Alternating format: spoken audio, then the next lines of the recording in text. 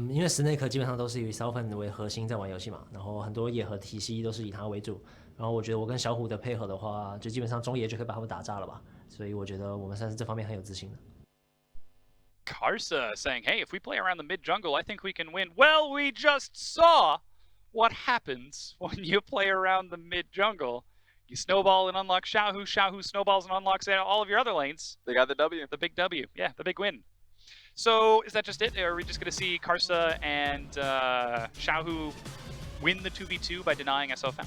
It's possible. I think that's something that Snake will be looking for more aggressively.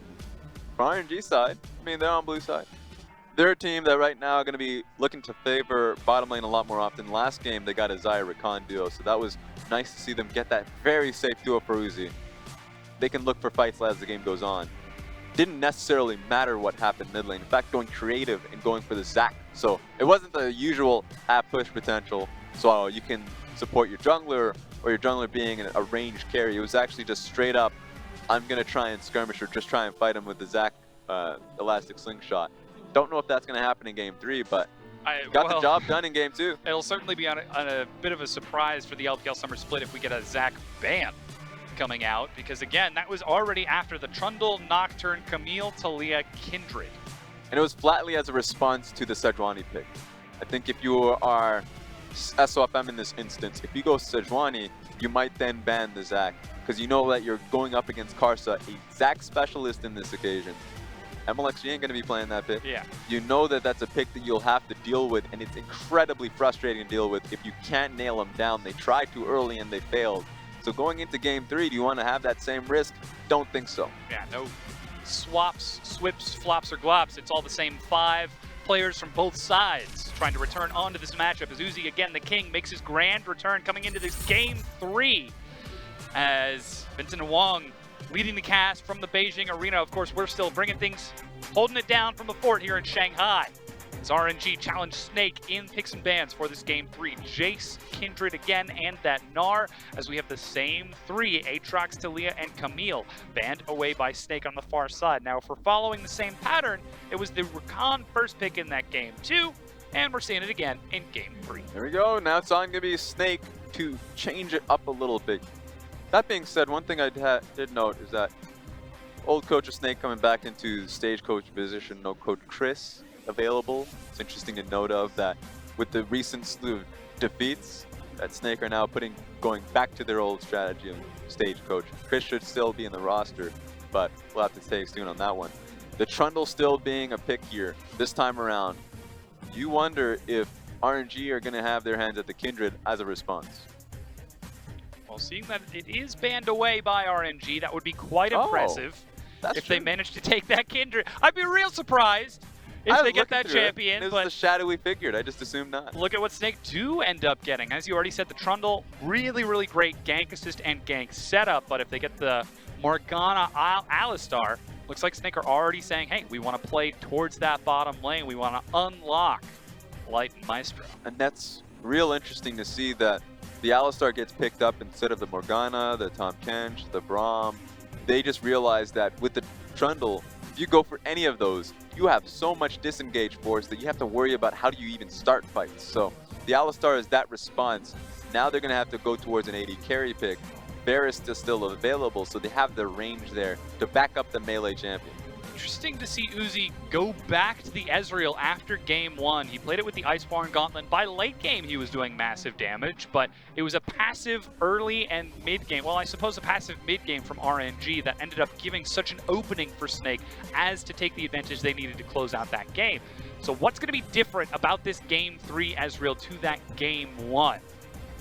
As we'll see what the rest of the composition is going to be to round that out. Gragas is the look at and lock. It's a safer pick. The Ezreal in this sense that now allows the Rakan to move towards the mid lane, which is now being held for second phase. So just means that Xiaohu is now more empowered based off of just waiting, seeing what the pick is from Snake. Snake will ordinarily showcase what Gogo is picking up early. He doesn't go towards counter picks, doesn't have a counter pick to really, I'd say, idiot favorite. I think once he picked a LeBlanc. So early pickup of a Zoe means that it's going to be Xiaohu's time to style. That being said, Snake has seen a few games from RNG.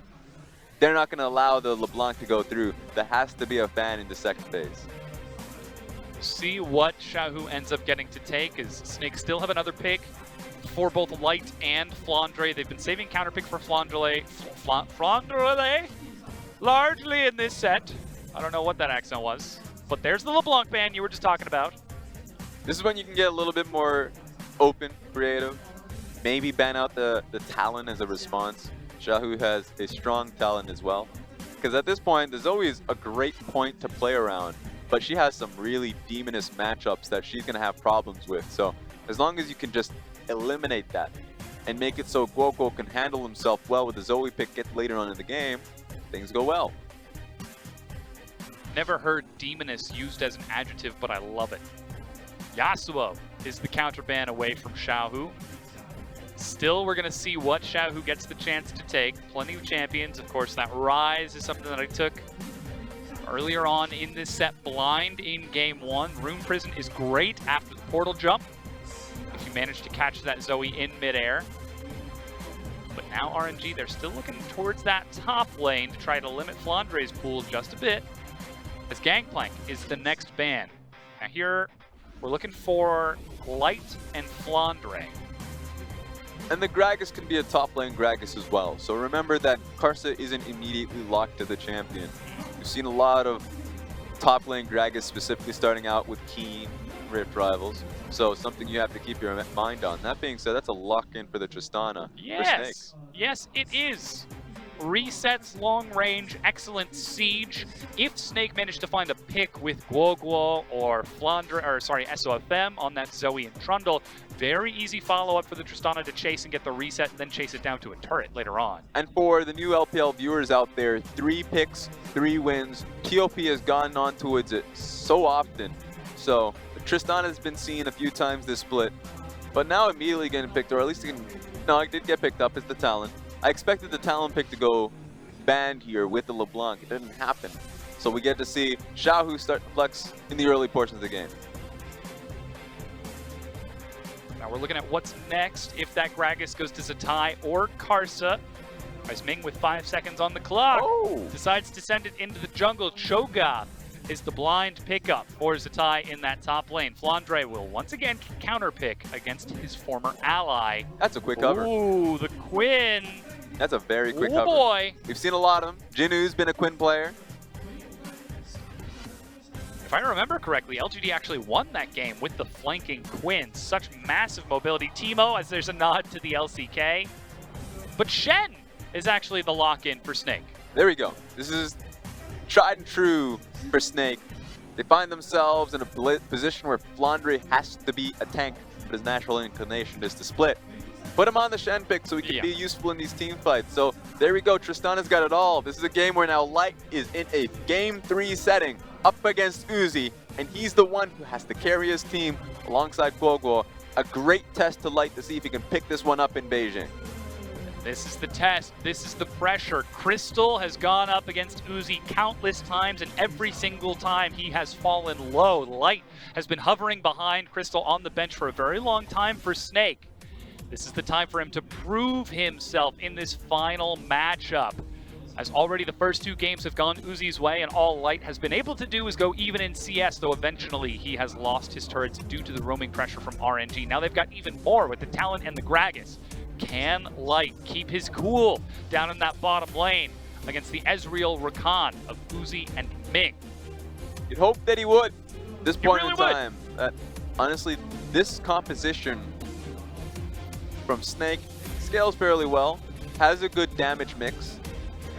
Real issue for RNG is that having the Talon mid lane and Ezreal bottom lane is the fact that you're now looking towards the Gragas to provide more AP. Has to have early runic echoes, and the top lane Cho'Gath to be decent as well in that area.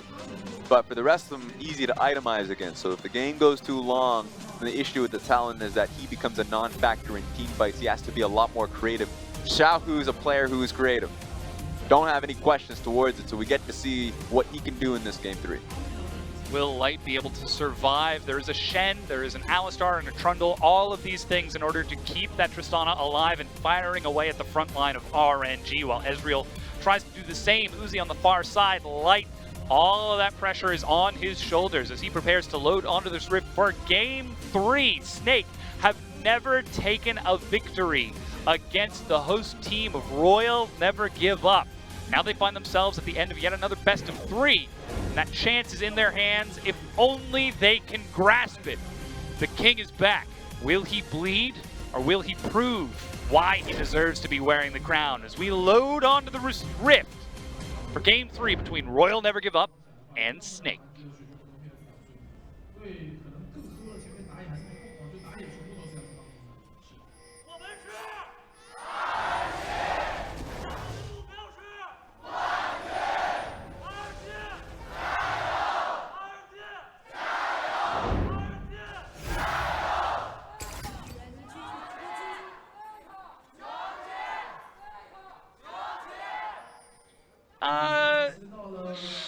That's a flash from Light. Ouch.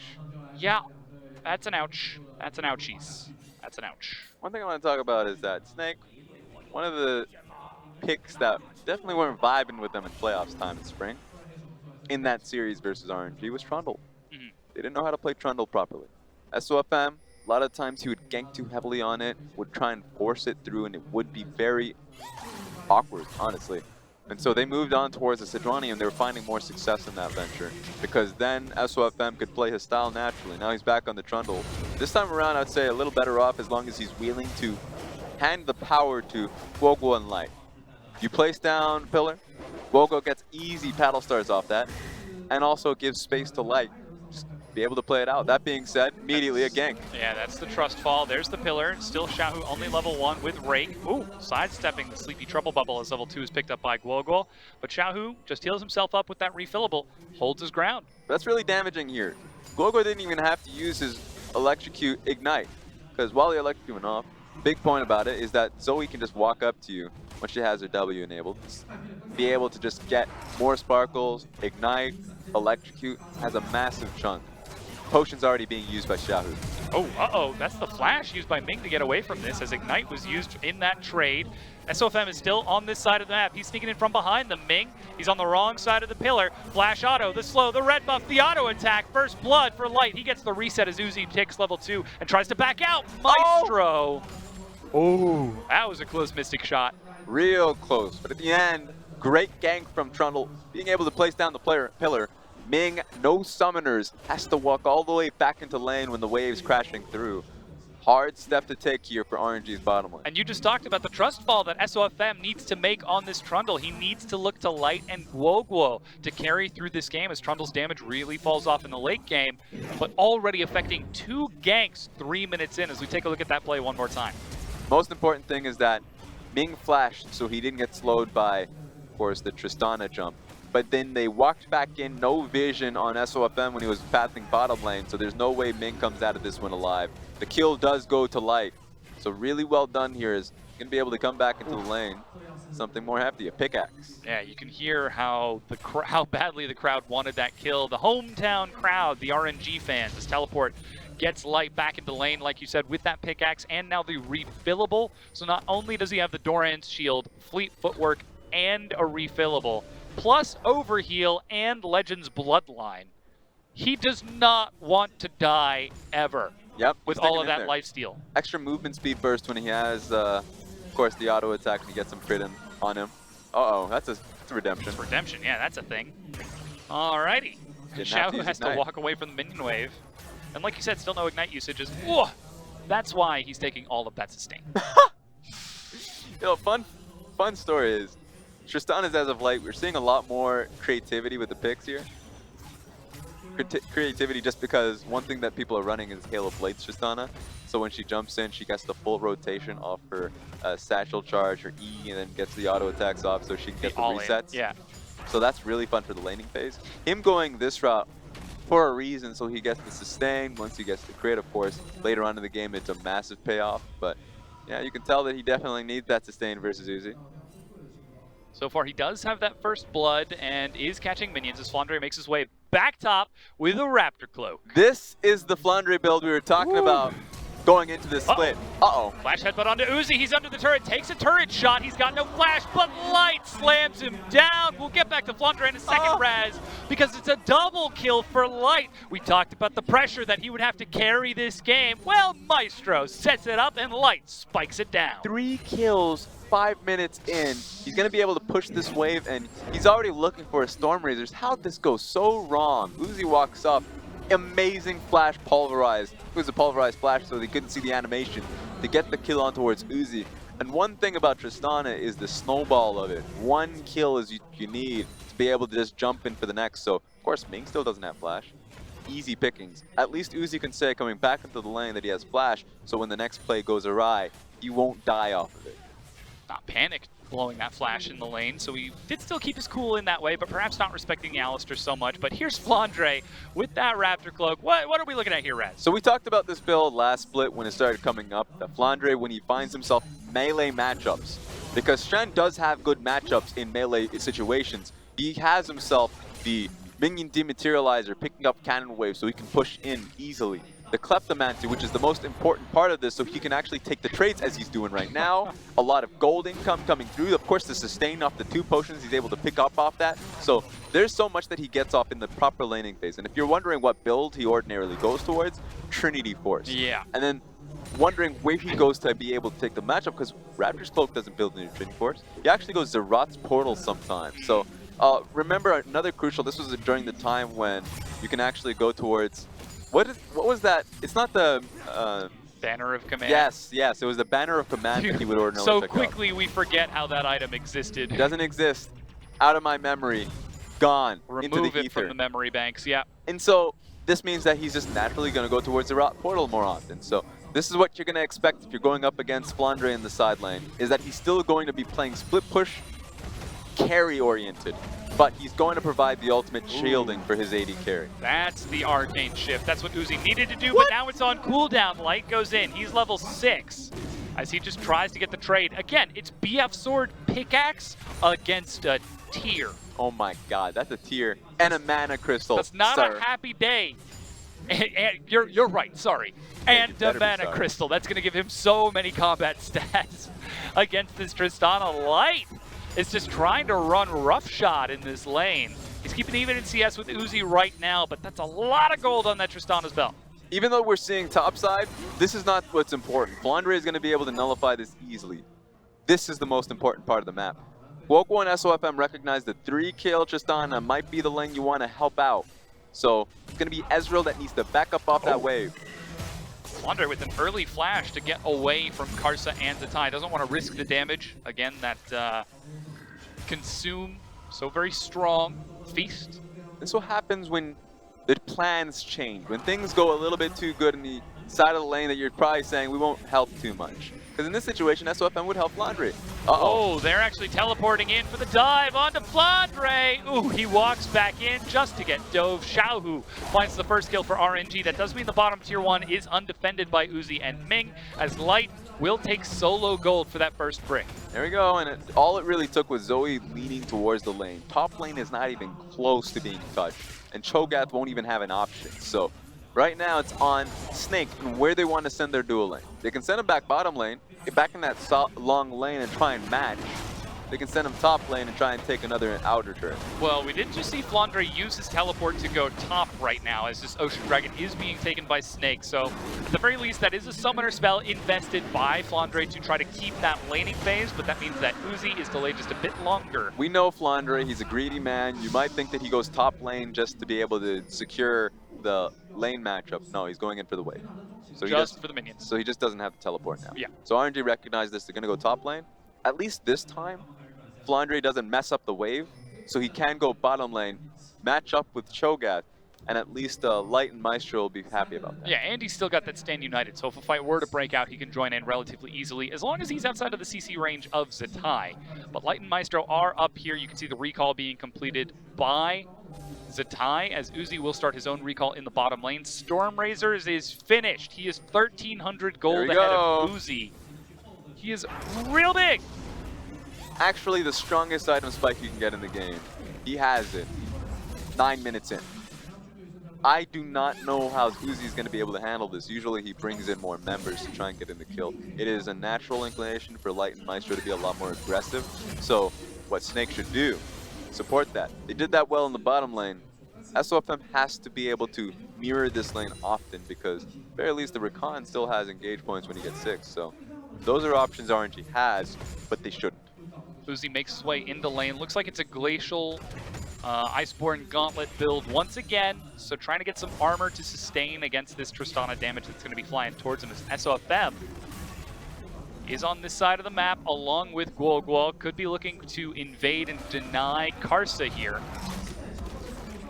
as they're just looking for openings. Anything that Snake can find. They're 2,500 gold ahead, and half of that gold advantage is sitting happily in that 80 carries gold items. And still Snake trying to accelerate this game just a bit more. That does mean Zatai gets to trade against FLICKR some. And this is what I would say the worrying part about this is that I would say FLICKR should be fine. He wants this matchup anyways. He has the Tiamat.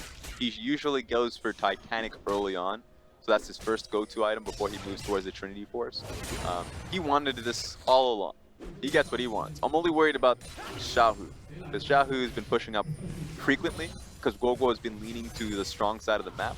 So now Xiaohu, if he continues to do this, will be able to get flank position, will be able to get more minions. Right now he's behind, but if this continues on, I don't like it. Karsa using the early flask because Guoguo just simply shorts the Paddle Star. But mentioning Xiaohu, Raz, he's 30 CS down. He is 5 minion waves behind Guoguo just through the passive laning phase. Yeah, we'll have to see if he gets any more as the game goes on. But you're right, it's looking rough for him. He still has, I wonder what his first item is going to be, either Yomu's Ghost Blade or the Dusk Blade. I'd say Dusk Blade would probably be the best. He needs the raw damage at this point in the game. RNG setting up a trap, looking for a bait. Trouble Bubble hits. Xiaohu with the early cleanse, hops over the wall. Pillar doesn't hit him, though the Paddle Star decides not to follow up. As it looks like Karsa believes he was spotted up top. That does mean we got more push pressure onto this as Guoguo is landing these Paddle Stars time and again. This next wave will be taking down this turret, unless if RNG move more members here. You can already see faster clear coming in from Guoguo. As is to be expected from that Zoe, Karsa steps up. He doesn't have the explosive cast. They bring in Shen, so a lot of members are coming in. Maestro's looking there as Ming is trying to step forward. Like you said, it's a big investment from Snake to try and break it down, but they decide not to follow the minion wave in and not risk it. As RNG hold the wave for just a little bit longer, but it's still just a short breeze from going down. It's just a weird call from Snake because they recognize that although Tristana and Alistar have a lot of gold on them, resources are there, but they're going for mid lane because Guoguo is doing well enough to chip down the tower, so they're trying to get as much as possible instead of just focusing all of their fire and attention on to Uzi's lane. We're seeing Snake distribute the wealth, distribute the ganks, and snowball both of those powerful lanes. We're even starting to see a bit of an advantage open up for Zatai in that, Zatai, Flandre, as he's now 5 CS ahead. He's nearly got his teleport back up, so he did get to greed for the wave, and it did not end up costing him in any way, as still no item completion yet from Xiaohu. 13.5 minutes in, he's largely been locked down to this mid lane. Here comes 4 members, tries to clear it out with an early rake. Minion wave will go down, but again, Snake just need to rotate and do that again, and they can take the turret. Yeah, and that will be no way for them to clear that wave unless they're going to be using Ezreal ult. So it's going to take some time for the wave to come. It's already now right smack down in the middle of the mid lane. And Snake should just commit to it. Tristana and Alistar have just been placing down so much pressure top lane that Uzi and Ming have no way to be able to rotate here. There we go, that's the Paddle Star. Karsa is ready with the explosive cast, but eats a sleepy Trouble Bubble. The minion wave goes in. Rake is doing some serious work to keep that turret standing, but Guoguo is constantly hammering down onto this. RNG, slowly but surely, they're losing ground, just like in game 1. But this time, it's off the back of a Snowball, Tristana, and Zoe. And that's looking a little bit dire for this team. That's the Rupture. Ignite is used. Barrel Scream, but no cast from Karsa to knock that Zoe back in. That is the funniest thing I think I have ever seen. Talon vaulting over the Trundle Pillar while slowed. It's good stuff. Because again, when you vault, you move at your movement speed. Yep. I believe it's actually slightly ahead of your movement speed, but if you're slowed, you still move at the slowed movement speed. So it's the slow flip. Makes things incredibly tense. You think you're going to get out of a tight situation, you're like, I'm slowed. There's the minion wave again. Noxious Diplomacy is used as the trouble bubble hits, but Xiaohu, he's got to complete the recall. Still, RNG are holding on to the turret. This is real slow. All right, first dragon is a mountain snake. Second dragon is a mountain snake. Already did take that first ocean, snowballing off of the bottom tier 1. Talia and Karsa are going to try to step up and contest this as it respawns. Uzi and Ming are holding down the fort in the mid lane, not even going to try going top to match the pressure of Light and Maestro. So it seems as though RNG are going to try and force the defense of this play with Uzi instead. Worst case scenario has already happened for Snake. This play has taken so damn long. Instead of actually just going for top lane when Uzi had nothing, he now has an Iceborne Gauntlet, which is a lot of defensive, well, just straight up armor to now mitigate the damage that Light was putting in. They had such a great advantage on Light here, and they squandered it because what should have been cleared up mid lane tower turns into committing on it for 8 minutes. It's a long time. It's a long time. I'm upset. RNG are actually going to turn on to the dragon as Snake effect a recall. RNG finds them in that back timing and break it down. Even Zatai getting the feast stack. I don't believe he's at 6 stacks yet, so that's not going to give him the bonus. Finally, the tier 1 is taken in between minion waves. But that just took so long. Now, Rift Herald has spawned. You can see Light, Maestro, and Guoguo making their way over there. SOFM is on this side of the map, but this is a slow roll from Snake. That gives time for RNG to get back in. Look, I think this will... No, the bank will start rolling now. So, at the very least, now that they got mid lane tower, this top lane tower should be a lot more easier to take because the focus will be coming through. So, while it should have been faster earlier just to work with Light a little bit more, even bring Light to the play back mid, didn't happen. But now, this is mid lane tower into top lane tower. It was slow, but now it's speeding up. Yeah, there we go. Finally, Snake find the opening to get back onto the map. The top tier 1 is taken. All 3 outers are down. That poor Talon has been slowed down so much. Still, I'm not quite sure he has that Tiamat as Snake turn over and take the Rift Herald off the back of this too. This snowball is looking real dangerous. And of all the places that it started in, it was the bottom lane. It was off of Uzi and Ming as SOFM was able to rotate quickly and effectively, getting 2 ganks off and following up off of an overextension from Ming. You don't get to see SOFM pay any love to the bottom lane as often, but it actually happened against RNG and it paid off dividends. It's nice to see him doing that in that situation, and a lot of confidence is on the young man of Light to really bring it home. Now has his 2 items for himself. Really? Storm Razors completed full damage out of the crit because he's got his first Zeal item completed as well. So he has the range, and they should bring him in to start sieging more of the mid lane tower now that it's gone to the inner. So I want to see how RNG deal with it. It's rough, dog. It absolutely is. Of course, that draw bead providing even more range to the Tristana, even though it has been nerfed a little bit since the rework. That was how long ago? 2 years? There was a rework? For Tristana, classic Tristana, when she got the visual game update. The draw bead got nerfed. I don't remember. And the explosive charge. Anyways, Xiaohu, what are you doing there, bud? That's not a great place for a Talon to be all by himself. So a lot of confidence just because, you know, hop over walls. But that means that top is undefended. Snake are immediately following up under the tier 2. Yeah, their wave is coming in. It's a cannon wave, too. Oh, they don't have the people here to defend it. And there's the Herald. Light clears out the wave. That's going to be a big charge. This tier 2 does not stand a chance. Uzi's on the way to try and defend the inhibitor, but Snake are still moving forward. And they're bringing in the mid lane wave at a great time, too. So while they have to deal, RNG that is, with this Rift Herald, they have to deal with the mid lane tower that should be easily picked up here. That's the cast onto Flandre. Maestro goes in, Karsa gets pulled back, and he actually gets dove and died. Light follows up with the reset bounce. Sleepy Trouble Bubble misses Ming, but Uzi goes forward to clear out the rest of the wave. GLP looking for some AoE onto RNG. But still, RNG are able to hold the turret, though it does get chipped away. And Xiaohu, what? He just... Oh, boy. Oh, boy. Ooh! So this was actually great from SOFM. That's what I want to take away from that, because the Talon will make those plays. He'll walk up, because ultimately he knows he has a wall behind him to jump out, and you're never going to chase down a Talon. that was the confidence that Xiaohu had at that moment.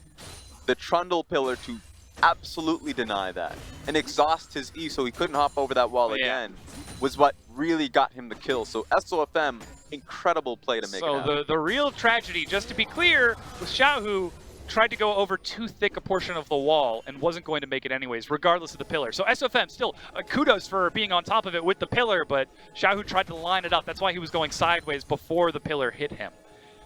You really hate to see that happen for RNG, because now that Talon, he's been effectively denied. 1-1-0, the only kill of his team. He's 25 CS behind. Carson's trying to step up to deny this vision from Maestro, and will actually manage to get the burst and assassination. As Uzi fires the True Shot Barrage, he does get an assist on the board, but this is just finding Snake getting a little bit too greedy. You have to wait for the top lane wave. They didn't do that. Tristana was just about to clear it off there too, so just means that the vision that they would have had in that area a little bit more solidified just isn't there just yet. So it's gonna take a little bit longer. Ooh, nice. Uh-oh. Grand entrance. Ooh, gets him just out of range of that Sleepy Trouble Bubble. Guoguo is starting to hurt with the completed Ludens and Sork boots. That Oblivion Orb doing the same thing for even more AP. Now Uzi, he's starting to scale up. He's finished off the Muramana. He's got the Iceborne Gauntlet, and it's another tier after that. The double investment for RNG. Will they have the time to let this Ezreal scale up against a snowballing Tristana, against the pressure of a Zoe, Shen, Trundle? Well, when he should have it is about 35 minutes, and I don't think the game will go on that long. Depends on how RNG can save this game. They don't have the wave clear for themselves, so at this point, if Snake just doubled down on the Baron play, then they can make it work. Flandre is doing a good enough job, so they don't have to play to him. In this instance, actually, they're putting Shen topside because they've actually have in their focus the dragon later on, but this bot lane inner tower. Already you can see the attempted defense. Xiaohu in the brush, tries to rake out that minion wave. Still no Tiamat, as I believe that is Edge of Night along with the Dusk Blade, so going for the full lethality. As Sleepy Trouble Bubbles continue to fire down onto this mid lane, the constant artillery that Guoguo is starting to put forward, and Snake, they've got the advantage. They're 4,500 gold ahead. Karsa is looking for a bait onto Guoguo along with Xiaohu, but instead, as you said, it is the dragon focus from Snake. They could very well be on the verge of their first match victory against RNG. That's Stand United from Flandre to group up with his team and a Shadow Dash back to safety, as the dragon is going to be completed by Snake. Fully committing to this. I think they didn't have enough vision of where RNG was, so they knew for certain that Flandre was safe. So perhaps they thought it was going to be necessary for bottom lane. That was just a weird as hell ultimate. Don't ever, like, I'm glad we're on the same page here. Like, that was just just saw that. Very awkward. So yeah. If I was to, I know we have a lot of replays. Ah, there it is. That's the payoff. Oh, never mind. I thought he was just going to take it. That would be the worst payoff ever if you were to steal it from your own mid lane. For blue buff to steal it from your mid lane. But he's now bottom lane. Yeah. So at the very least for the enemy team, they know that the only way Shen joins the play now is through teleport, not through his ultimate, unless if it goes for far too long. But I mean, he has Titanic, he has a little bit of items towards his Trinity Force, so he wants to be side lane. Flash engage onto Guoguo. He's got his own flash. Will pick up the one used earlier. Makes it under the turret. Portal jump pulls him back in. Rape goes low. And that's going to be the Zoe going down as the Rake misses throughout that stopwatch. And RNG find themselves the kill. And this just comes as a lesson to everybody. Why do you, like, wait on your wave, because top lane's still getting pushed. So entirety of Snake, we're not ready for that play, and you have to be ready for it, especially up against a Rakan comp. So Rakan just makes it easier to go, push the button. No flash on Ming now, so you can't make that happen again. A flash engage. There's, like you said in the previous game, there's so little time to react and respond, even though Guoguo did have his flash, unable to escape, but that does give a bit more flexibility to RNG and gets them closer.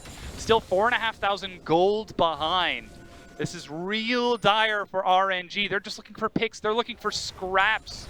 Anything they can do to slow Snake down, but the snowball has already been started and it is getting bigger and bigger. Infinity Edge almost finished off for Light. Morello's completed for Guoguo. Out of that Oblivion Orb. How weird is it that the Oblivion Orb builds into the Morellos and the Lost Chapter builds into the Spellbinders? You'd wonder how... The orb builds into the book, and the book builds into the orb. Yep. Maybe you just scrap up the book. Yeah. Turns it into an orb. I don't know. Unravel the orb.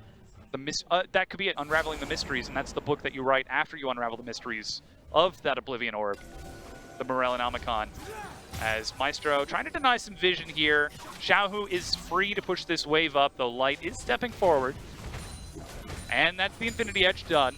But Baron's on the map. If RNG make another large mistake like the one that gave Snake their early advantage, that snowball could very easily turn onto the Baron and finish things off.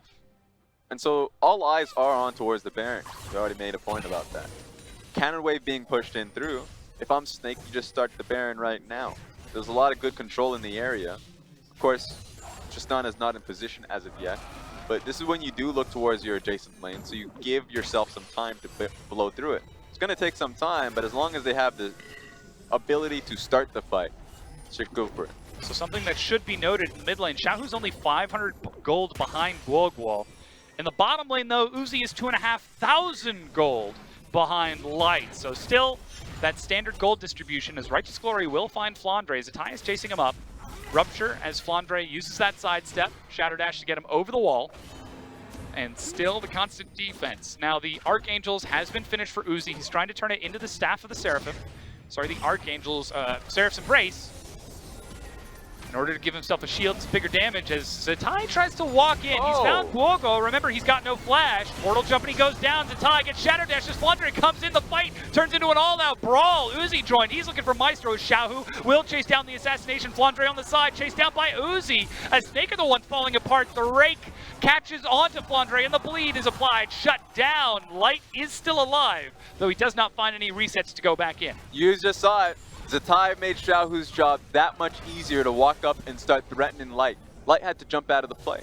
Didn't have the damage. Still has 60% crit, so he's not really relying on it at this point in the game. So for RNG, for Zatai in this instance, walk up, get this ultimate on towards Guoguo, eliminate him from the fight, was crucial for them to make this game a lot longer. Take a look at this. Really good play from Zatai. Isolate the one of their two carries in this game, take him out immediately. And so just look at Light, immediately out of the fight. He's not going to walk up to Xiaohu. In fact, Xiaohu pressing his ultimate means that he has to disengage away from that one immediately. Xiaohu, in the meanwhile, chases down that kill in the back line as Uzi was largely free to Mystic Shot and attack at a whim in that back line. Like we said, 3 items. He's starting to stack up and do some big damage, matching the 3 items of Light, though the gold cost is slightly lower. But now that GA has been finished off for Xiaohu, he's still got the Edge of Night, he's still got that Duskblade for massive assassination. Guogo's still sitting on only those 2 items on the far side though, so could be slowing down just a little bit in terms of that Zoe, but 28 minutes in, the fight is close enough to even that neither team is able to look towards the Baron afterwards, but the next dragon is up in 40 seconds. And RNG, their tenacity was what gave them so much strength in Rift Rivals. They're proving that they've got it here against Snake. Exactly that. I mean, Snake has had control of that pit for a good majority of the game. I would say just about 20 minutes. They've had good majority of the top side of the map. But for RNG to stick by so closely to it, disable a lot of Snake's plays around the pit once it went 20 minutes onwards when the Baron was alive, really exceptional for the team. And just means that Snake, they might start to get desperate at this point in the time where Tristan is getting more damage, but Xiaohu's really starting to run away with the game. He's starting to get real big. 4-1-1. We could start to see that damage that Talon is able to do if he manages to get that Noxian Diplomacy. Uzi has completed his Seraph's Embrace. Boots are the Ninja Tabby, and now he's got himself a Vamp Scepter for even more sustain in these fights as Karsa tries to step forward. Perhaps looking to bait Light or Maestro into the river. Just so much Q damage from the Ezreal. Now he's just looking for the Blade of the Rune King. 4 items on Ezreal, and he will be able to match Light in terms of if he gets a proper flank off, because the real issue is that once Light gets 4 items his own, I mean, I guess that's a 4th item. He just fully bought his Guardian Angel. Yeah. It's interesting. I would have liked more crit, but here we go. In the top lane. Xiaohu will be able to survive, level up, means that his GA doesn't get popped. Teleport goes in, the true damage, but Stand United keeps Maestro alive through it all. Guoguo lands the Sleepy Trouble Bubble. looking for an opportunity to go in. He's got himself the flash. Rupture prevents Flandre as that's a lead from Light. Uzi gets subjugated by SOFM, but eats a Paddle Star and the GLP. Guoguo trying to chase, but Knight's Vow keeps Uzi nice and tanky. Really surprised Snake didn't just turn on Baron the moment they got Xiaohu to just 10% HP. They could have just tried for it and forced Xiaohu to make the long journey back. But instead now SOFM doesn't have HP because he got soloed out. TP coming through here from RNG. They could be trying to force this Baron play. That's from Uzi so that he can group up with his team. Bilgewater Cutlass is the item that he completed off of that recall, and he will also look to finish off this blue buff. Xiaohu back on that top side of the map in mid lane so that he can be near the Baron. First time RNG's been able to clear out the pit there. So now they're starting to take more steps forward to controlling around Baron.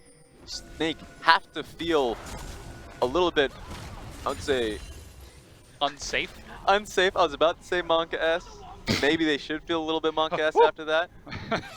It's been looking a little more dire for them getting up to this point in the game. Right now, RNG are just relying on that tenacity as they're trying to look for Guoguo in the mid lane. They clear out the ward, though SOFM was prepped and ready with the counter gank.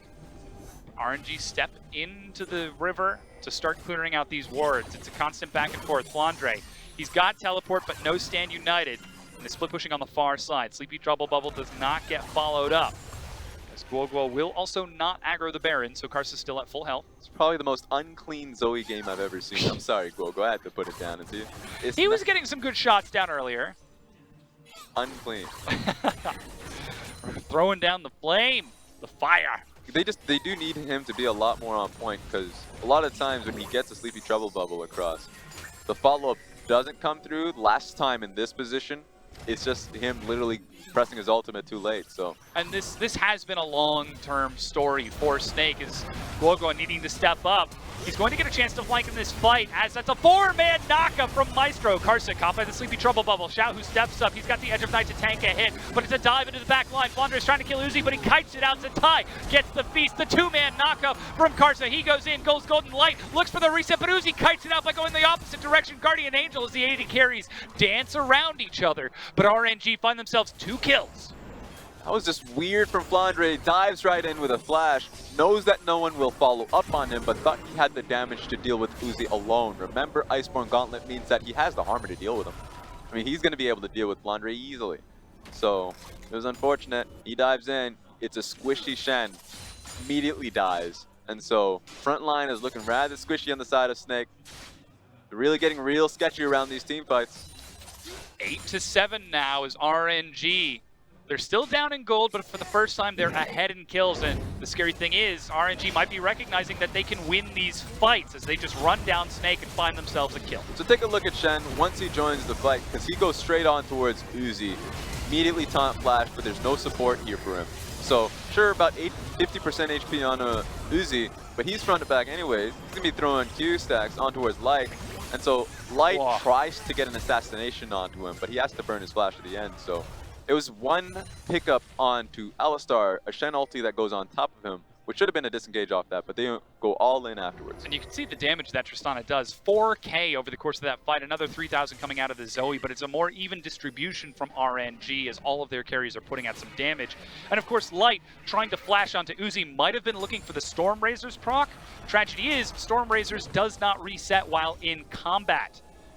So perhaps maybe needing to back away a little bit longer if he wanted to look for the crit, or perhaps he was just looking for the RNG crit instead to try to burst Uzi down. But now he's level 17. He's sitting at 4 items with the Last Whisper, very nearly full 6 items. Blade of the Ruined King has been finished for Uzi. He's able to sustain and deal some big damage in these fights.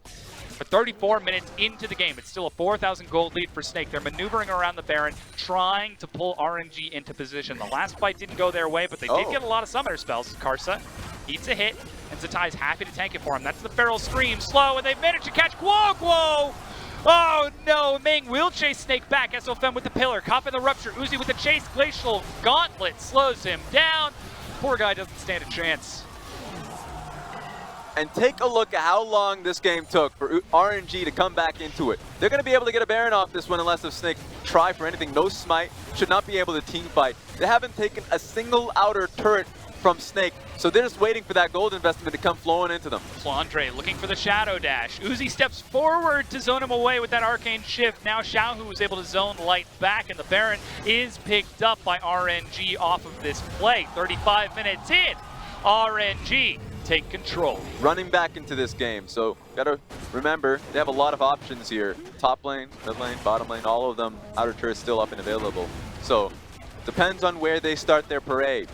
You can just charge straight through mid, and they have a lot of ability to just go for an engage with how large Cho'Gath is at this point in the game. So take a look at Guoguo. Go straight in when there's no way he should have. Now, any Zoe player looking at the Sleepy Trouble bubble will say, I'll go in. Recognize if there are 4 members there, because Zoe, sure, technically looking to her ultimate, there's mobility, except there's no way for her to get out. So a bad decision from Guoguo, knowing that he was going back into a Cho'Gath that would slow him.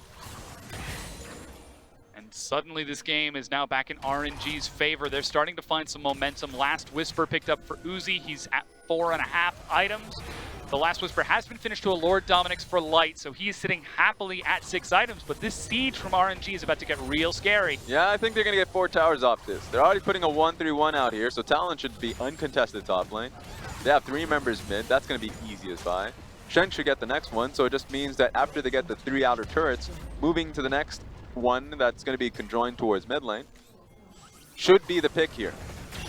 They're really safe mid. Yeah, the mid-tier one still being defended, even to tie, not taking any chances that Flandre could be collapsed upon by any members of Snake, as Xiaohu is pushing up, will pull the attention away from mid long enough for the mid-tier one to be broken. Finally, the map is opening up, and look at that, for the first time in the game, the gold advantage going to RNG. Snake, they're scrambling back and forth. They leave their mid-tier 2 undefended. Uzi gets some big hits, and Zatai finishes off the bottom tier 1. That's 3 turrets already, but Snake are falling apart. Yeah, with how poorly they've been playing this, it's going to turn into 5. They should not all just go top lane like that. That was just an overcommitment when they know that mid lane inner turret was under threat. So RNG is fully taking this one. So much gold in all of their pockets because of how many towers they got in just the last 2 minutes. That's 5 turrets so far, and now the push onto the inhibitor turret itself. Light gets slowed, and look at that! Xiaohu breaks down the inhib. 3 turrets through his lane all by himself. Zatai is massive, tanking for Uzi and Karsa. That's the pillar, but Uzi just backs it up. Flandre did stall the wave out bottom, but still nothing is answering Xiaohu. Yes, 4 cannon waves top lane, or at least just the cannon minions themselves. We'll have to see if Guoguo actually took one of them, because these cannons are doing a lot of work here. Zatai, with such a massive hitbox, is forced to tank aggro as the minion wave crashes in. The inhibitor turret gets broken down. Light is forced to back up. He's at 6 item Tristana, but doesn't get an opportunity. Edge of Night onto Xiaohu prevents any big damage as the pillar will catch on. The engage, they're looking for SOFM. Maestro goes forward with the knockup, but Uzi is firing in the back. Light looking for Xiaohu, but he needs to pick a target. He's firing on the minions. Light, you've got to carry this game, not carry the minions. Finally gets damage onto Xiaohu, but his tank line is dead. The double knockup makes it onto the fountain. GA keeps him alive, and RNG chasing forward. Flandre in the front. He's trying to set a front to back. He's trying to find an opening for Light to chase this out. Finally, he will force them away, but RNG, they've broken 2 inhibitors. They've got teleport to reset this, and 13 seconds. That's going to be Zatai making his way back into the game. Slow, knock up on the Light as they try to get the outplay. He doesn't have flash, but he does have rocket jump, and Uzi is finishing the game in the meanwhile. Xiaohu, eyes on the prize, forces them onto the fountain. Guoguo steps up, looking for the stun, but another 2-man knockup as Snake are falling apart in this fight. Uzi is kiting it out, and as you said, it's an all-out melee as Flandre chases Uzi. He chases forward, healing up off the minions. SOFM will get the kill. Just end the game! Are still alive. RNG invest too much in the kills. Look at the teleport from Light. He's trying to go bottom for a tier 2. That is upsetting from RNG. Don't start waving the flag now. You know how the game's going to end, dog. What the hell? Now this is a great opportunity for Snake. They're not going to go farther than just taking down this tower because death timers are not that long and it's only just a Tristana here. Alistar is going to be joining her though. They are racing down there. Karsa has got the body slam cask if Light decides to step up, but the next minion wave is very far away. Instead, he could be looking to try and deny some of this jungle away from RNG as they overcommit for the kills and find themselves unable to end the game, as you so eloquently put it so many times during that last fight. Oh, Just end. RNG getting real dicey there. Yeah, ultimately they thought they could take the fight. They were juggling aggro so well at that point, but the moment you start losing HP on just every member, you should probably just have one single focus. That's the issue if you're so close to the enemy just fountain that they can get the regen HP. Doesn't matter how long the fight goes on, that they're going to be streaming right back onto the map. So it's getting a little bit rough this side. Now FLICKR trying to control the super minions that are back out onto the map by pushing in mid. You can see Flandre's pushing top. He's got Stand United. He's got teleport. RNG now looking for that final inhibitor turret. This is just going to be a classic siege for them onto the tier 2 as Karsa steals away the blue buff. Should be able to deny it. Or perhaps he's just buying enough time for Uzi. Of course, the true support. But here it goes. Teleport into the back line. They're diving. No, it was canceled. Whoa, was that teleport used and canceled by Flandre? Yes. Oh, man, the mind games. Oh, RNG. Just keeping Snake on their toes. Their Nexus is bare and undefended. Even Uzi tried to get in there. Look, at this point, RNG's done the right thing. Calm themselves down. It doesn't matter that Shen is in the top lane. At this point, as a 5-man unit, they're just rolling down bottom lane. Shen has to respond. He has to base. He's still got the Stand United, but is looking for the classic recall. Light, dodging skill shots as best he can as the wave crashes in. He needs to be able to start getting some of these explosive shots to clear out the minions. Finally, he gets it. Rupture misses. Karsa misses. Ezreal misses. Light is dancing for his life as SOFM lands a pillar. Karsa gets slowed, and Xiao, who's split pushing, has pulled Flandre's attention and just hops over the wall. While that's happening, that does mean the remaining 4v4 can continue to skirmish back and forth. Uzi steps up, still just looking for harass, but it's against Triple Ocean. It's a lot of time that Talon is taking to think about this because too much armor on Flandre at this time. Randuin's Omen, Thornmail, you're not going to be able to beat that. And of course, just based off the fact that he has his Zerat's portal complete, he's going to be fine top lane. Talon wants to be able to go in for an invade, but it's not going to happen. RNG turning onto the Elder Dragon. SOFM is there, level 16, Karsa level 17. Big hit onto Karsa as they're pulling back an excellent pillar. The cask misses, separating Light and not pulling SOFM in. Xiaohu, he's trying to backdoor. It's the Scribe's Bloom, the flash engage. Ming goes in, the AoE stacks up, and Maestro is doing so much as much as he can, but Uzi's firing across. Bogo goes low, Light on the far side, healing as best he can as he kites it out. Uzi is firing, but he is missing. Light finally gets followed up on. His front line is dead, his back line is dead. SOFM goes back to the fountain as RNG chased down the kills. Stand United at the last second for Flandre as Uzi picks up a quadra kill and Xiaohu chases down the Nexus. RNG, 42.5 minutes in, are going to take the series against Snake. It shouldn't have taken this long, but at least it ended in style. Excellent team fight and the flank from Xiaohu. Great Talon game. Took a hell of a long time. It would have been a loss, but they ended up securing it. The return of the king. You could see Light, head in his hands. He knew that he was the carry. He got snowballed. He had the damage. He had the items. He just could not find the right positioning in that fight. As RNG, the return of the king, Uzi picks up his crown. And despite showing some wounds, despite showing some blood against Snake in Game 1 and Game 3, still proves that he is the best AD carry in the world and that there is a reason RNG should be respected with his 7-man roster. I mean, sure. Ultimately, lesson being learned here from Snake is that you have to be a lot more decisive because that was not a clean win from RNG. It was not a clean series from RNG. It's not a team that you want to be coming back to and be like, all right, are we ready, guys? Yeah. So, for Snake, at the very least, what they coming out of this with is that I think Light is a great addition to this team. Great laning phase for him. Was able to set him up properly. The only reason it all fell down so quickly was because decisiveness around Baron was not a thing they had. The calls being made around the Fed AD carry, remember around mid lane, they had 8 minutes where they were just touching this turret. And so, Bogo didn't have a good game. The team themselves were not decisive, and so the takeaway from Snake is team play. But you know what? Light is good AD carry. While you're RNG, though, at least they have their never say die attitude when it gets late into the game because that's what got them this series at the end. And this is what we've seen from them so many times, constantly coming back to these late games, constantly coming back to emergency situations in which you're not really sure whether or not RNG can come back, but the trust and the faith in the team to close it out. 42 minutes and 40. Look at that. For 32.5 minutes, make that 33.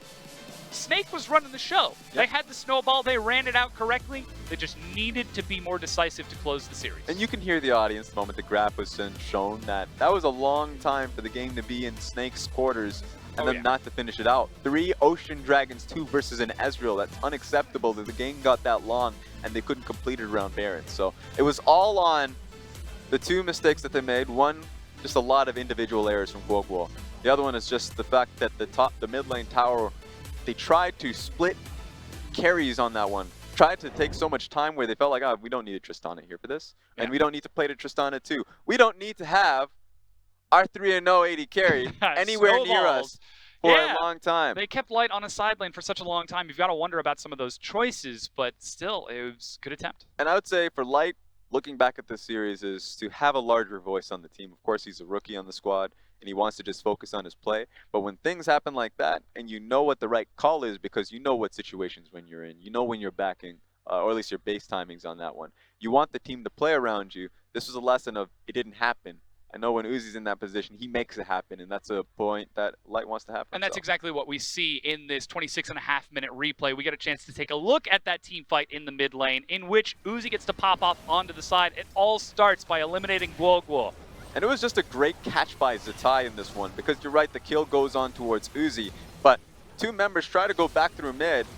Zatai just says it ain't happening, double knock up on the Cho'Gath, an immediate execution on towards Guoguo, and so that was just allowing for Xiaohu and the rest of the team fights to come through. 26 minutes, so the gold was still in Snake's favor. Just meant that that was the first time that they were able to gain control of the Baron pit. And that's where we started to see the momentum shift, of course. From there, Snake weren't certain that they could quite take those fights, though it was very close. Of course, we've got that Baron fight where we got to see RNG really start to solidify their lead, in which they found Snake out of position and were able to pull them apart. I believe that's the one in which RNG are the ones who initiate and force the engage, and Snake are the ones who are forced to sit back and try and respond. Yeah, been a few moments in that game when that was able to happen around Baron pit. This is the first real instance where once again Guoguo makes a massive error coming back into this. This is not a composition where you can poke them any longer unless if you get a good one on towards Ming or an Uzi. Don't fully commit to it. Play it slow. Another error to the young boy. And so for Snake at this point in time, you can see Light and Maestro on the sides trying to think of what to do next because the game was lost from their end. And again, that final fight is just the easy cleanup for RNG from there, because off of that, they're able to take the Baron and snowball the rest out to victory. So again, this is just RNG playing by the book, though it was a little bit dicey to see them return towards that late game patient strategy, waiting for Uzi to scale on an Ezreal, after already seeing tape on this day of them trying that strategy and it not working in game 1 against Snake. But it does pay off. Yeah, it does pay off. They're going to go in the back. I think RNG, while still showcasing that they can be a great team fighting team as the game goes on, still have to solidify their early portions of the game. That, once again, Uzi and Ming losing out early, a lot of the times the solution to that is to bring your jungler there. So as long as they can solidify that, things work out there. Great road for them on towards the road to playoffs. So our MVP for that match, though, is going to be Zatai in the top lane on that Cho'Gath. Absolutely phenomenal performance against his own former ally, 4-2-10. He got absolutely massive and was landing the ruptures that he needed to, finding Guoguo and setting up for his team to take those fights later on. Instrumental against his old team. The fact that he was able to get so many catches onto Guoguo, really had a great laser sight focus on towards him. Deserved MVP. Very big performance out of Zatai. Still get to see him play against his former team, so perhaps a little bit of told you so attitude for him. I mean, he already got revenge when they played in Spring Split, but it always feels good whenever you play against former teammates. Yeah, it feels good. I mean, we have a lot of those stories. Just recently, Cool versus former team in LGD didn't work out well for him, but when the actual victory comes through, you get a lot of just adrenaline coming through you. So. Yeah. Zatai was able to play through the series, and he got the win. Great job to him. The classic proving it wrong. That said, that's going to do it for our first set. Royal Never Give Up are victorious. You can already see behind us in the Shanghai venue, our next match is getting ready. That's Suning versus TOP. We're going to go and take a quick break while we get that prepared for you. And I got a chance to use the bathroom real quick. While we get ready for that next game, don't go anywhere. The LPL is going to be right back. 枢纽队员不会为遗憾找借口，必须变强，必须进步。